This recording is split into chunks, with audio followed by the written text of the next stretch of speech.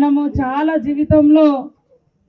జీవితానికంటే కూడా వేగంగా ఏదో ఇంపార్టెంట్ అని పోతాం, కానీ బతుకుంటేనే ఏదైనా చేస్తాం, అది మర్చిపోతాం, స్పీడ్గా వెళ్తూ ఉంటాం.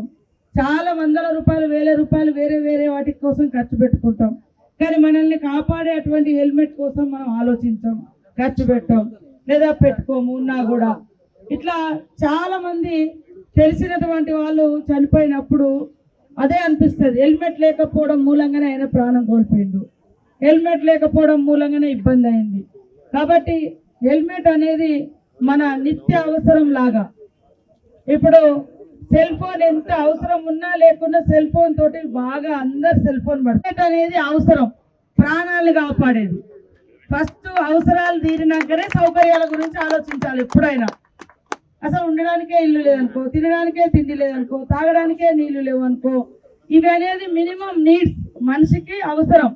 మరి ఇవన్నీ మనం బతుకుండాలంటే ఏంటిది, హెల్మెట్ కూడా చాలా అవసరం.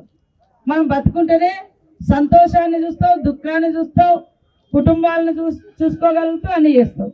కాబట్టి మరి ప్రయాణంలో అత్యంత ముఖ్యమైనది అతివేగం ప్రమాదకరం, హెల్మెట్ లేకుండా పోవడం కూడా ప్రమాదకరమే.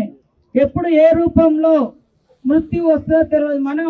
మనం కరెక్ట్ లైన్లోనే పోతుంటాం, ఒక్కొక్కసారి అచ్చుటోడు అడ్డంగా వస్తాడు, మనకు సంబంధం లేకుండా మన మీద లారీలు పడతాయి ఒక్కొక్కసారి, లేదా కారు వచ్చి దూసుకుపోతుంది, లేదా ఇంకేదో పైనుంచి ఏదో రాయి పడుతుంది.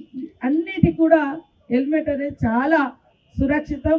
కాబట్టి ఈరోజు మన ముఖ్యమంత్రి గారు మరి సీఎం రేవంత్ రెడ్డి గారు పోలీస్ శాఖను కూడా వారే చూస్తూ ఇలాంటి మంచి కార్యక్రమాలను ప్రోత్సహిస్తూ మీ అందరికీ ఈరోజు పోలీస్ శాఖ ఆధ్వర్యంలో కొన్ని హెల్మెట్స్ కూడా పంపిణీ చేసేటువంటి కార్యక్రమం చేస్తున్నందుకు వారికి ప్రత్యేకంగా ఎస్పీ గారికి, పోలీస్ అధికారులకు అందరికీ ధన్యవాదాలు తెలియజేస్తూ సెలవు.